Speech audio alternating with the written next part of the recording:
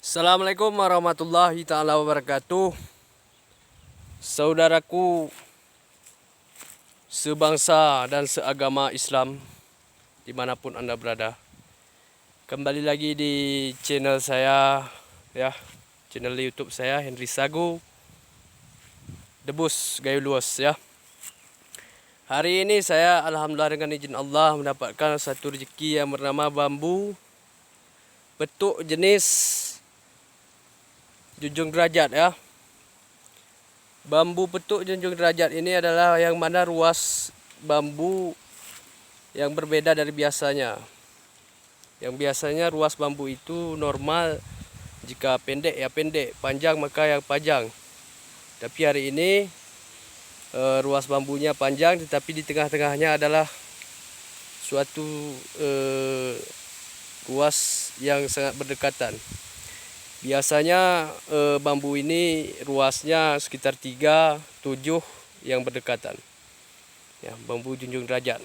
Ini sebagai koleksi yang kita dapat di wilayah Kabupaten Gayo Luas. Ya, ini ya tempat pencarian kita. Ya, ini semuanya bambu. Bambu semua, ya. Nah, ini alhamdulillah rezeki kita.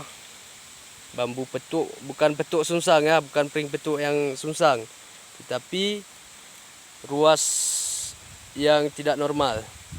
Ya, bisa dilihat di YouTube apa itu bambu petuk junjung derajat. Ya, ini bendanya. Ya, junjung derajat. Tumpukan ruas yang terdiri dari 3 ruas yang berdekatan atau 7, ya, tidak normal. Ya, ada yang bilang ini berkhasiat sebagai kepemimpinan, itu tidak usah kita percayai. Yang pasti ini adalah hobi kita. Hobi kita mencari benda-benda barang antik, klinik, benda-benda yang spesial, ciptaan alam, ya. Tidak ada di sini unsur kesirikan. Syirik itu di kepribadian kita masing-masing. Jikalau kita percaya selain Allah maka syirik, tetapi jikalau percaya kepada Allah, insya Allah itu kita dalam lindungan Allah. Ya, inilah bambu junjung derajat. Bisa terlihat ruas dari bawahnya panjang dan di tengahnya tumpukan ruas yang berdekatan, ya. Ya, yang atas juga ruasnya normal. Hari ini kita akan cari terus bambu-bambu yang ada di Gayo Luas. Kita majukan wilayah Aceh, khususnya Kabupaten Gayo Luas. Orang Gayo Luas juga bisa berkarya. Nah, ini contoh bukti. Kita bisa lihat di channel YouTube ataupun di Google apa itu bambu junjung derajat.